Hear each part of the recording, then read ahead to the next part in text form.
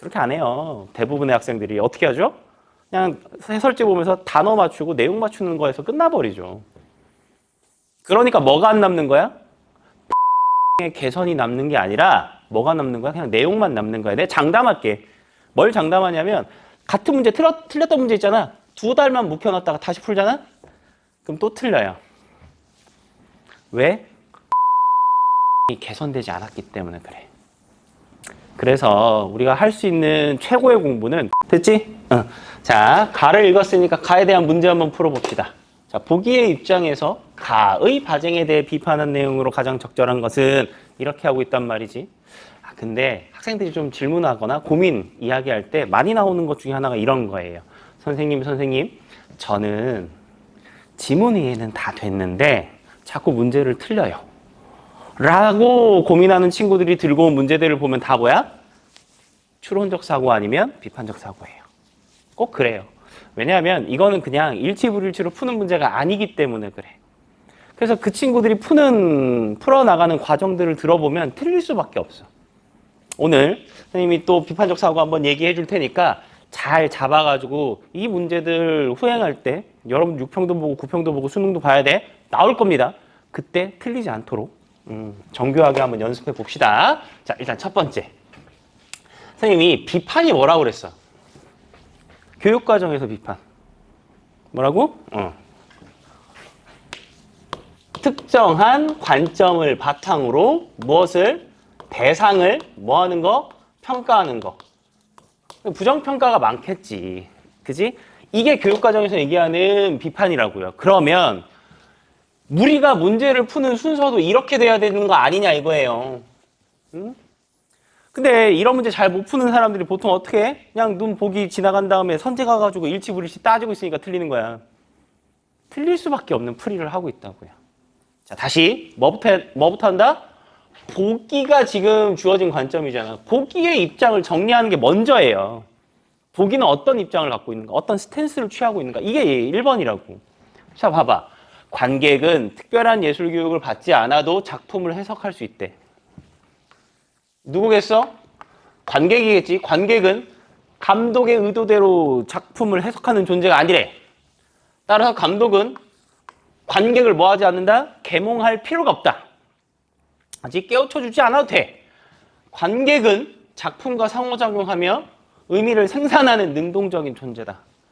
감독과 관객은 수평적인 위치에 있다. 자, 여러분들이 지금 본 이 보기는 어때?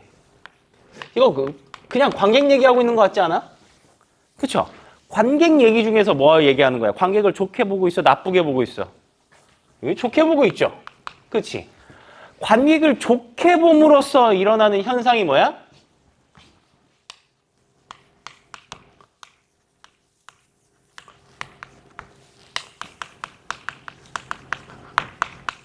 이거죠. 결국 보기가 얘기해주고 싶었던 건 뭐예요? 관객은 감독과 수평적인 존재다. 이거란 말이지. 그러니까 이런 기본 입장은 잡아야 그 다음에 뭐 게임을 하지. 자, 그러면 지금 누가 보기에서 얘기했던 건 결국 감독과 관객의 관계예요. 그지? 자, 그럼 봐봐. 어딨냐? 여기 있네. 1번에서 5번 중에서 바쟁을 끌고 와야 되는구나. 자, 바쟁을 한번 끌고 와봐. 바쟁은 어땠어? 바쟁은 영화를 통해서 관객은 현실을 객관적으로 인식한대. 그랬죠? 그래서 영화 감독을 이미지를 믿는 감독과 현실을 믿는 감독으로 나눴죠. 이 것에 따라서 영화 감독의 스타일에 따라서 뭐가 돼? 예를 들어 몽타주를 쓰면 감독의 의도대로 하나의 의미만 받을 수 있었어. 혹은 변형되지 않은 객관적 제시를 통해서 관객이 그제서야 자율적으로 선택할 수 있는 상황이 만들어졌다고. 바쟁의 세계에서 시작은 누구예요? 감독이에요. 그지? 관객은 뭐였어? 수용하는 입장이죠. 그래서 화살표가 자꾸 이렇게 내려갔던 거야. 그럼 바쟁은 대상이었던 바쟁은 뭐라고? 바쟁은 수직적이었어요. 관계가. 자, 그럼 봐. 1번에서 5번 중에서 관객과 감독에 대해서 이야기한, 그 관계에 대해서 이야기한 선지는 몇 번밖에 없어? 아니, 풀었잖아. 빨리 대답해봐. 몇 번? 5번밖에 없잖아. 5번 보세요. 바쟁은 감독의 연출 방식에 따라 영화 작품에 대한 관객의 이해가 달라질 수 있다고 보았죠? 그쵸? 이미지를 믿냐, 현실을 믿냐에 따라서 달라질 수 있었단 말이야. 그치? 그래서 뭐? 이렇게 본다면 감독이 먼저, 누가? 관객이 나중. 감독이 생산하면 관객이 수용하는 수직적 관계. 그러면 누구는? 수평적 관계를 주장하는 보기의 관점은, 보기의 입장은 뭐 할 수 있다? 비판할 수 있다. 답은 5번. 괜찮아? 응? 자, 지금 우리 공부 좀 했으니까 뭐 이런 얘기하는 친구들도 있어. 선생님, 제가 수학은 이만큼 하고 국어는 이만큼 하는데 왜 수학은 공부한 만큼 성적이 올라가는 것 같은데 국어는 점수가 안 오르죠? 당연하죠. 수학처럼 공부를 안 하니까. 선생님 무슨 말씀이시지요? 국어 시간인데요. 자, 봐. 니네가 수학 시간에 수학 공부할 때 봐봐. 그럼 문제를 하나 풀면 뭐가 남아요?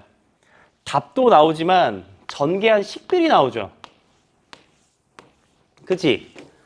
그래서 만약 그 문제를 틀리면 여러분들은 뭐 해요?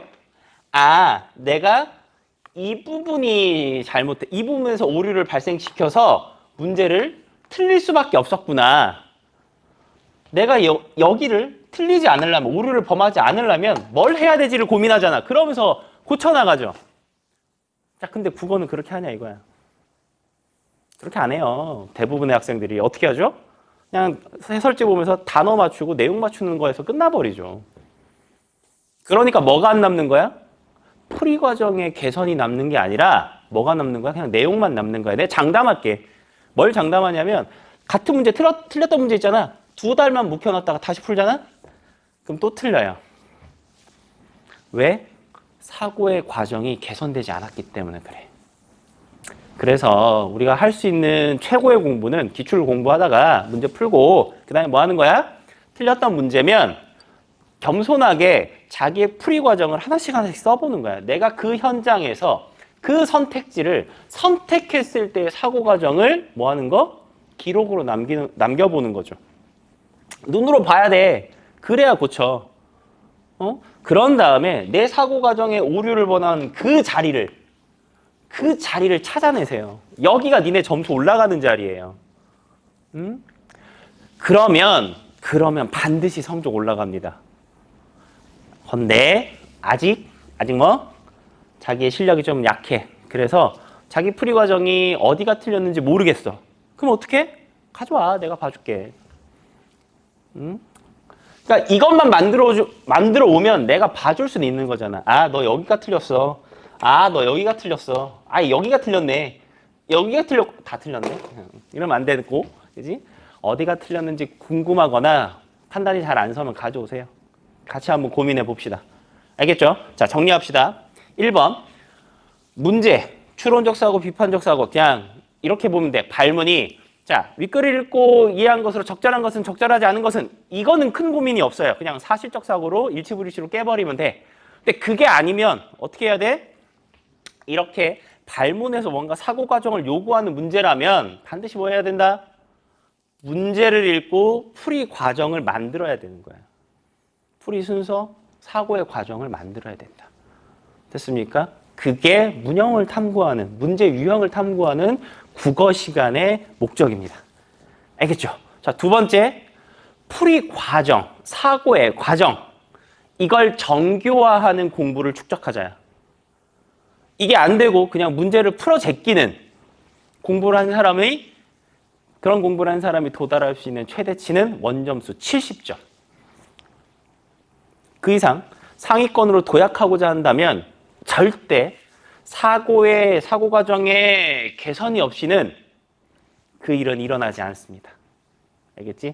그래서 기출하면서 자꾸 틀리고 그 틀린 자리에서 나의 오류를 발견하고 개선하고 그렇게 해서 축적해 나가면 돼. 알겠죠? 괜찮아요? 자, 그러면 다음 문제 갈까? 갑시다.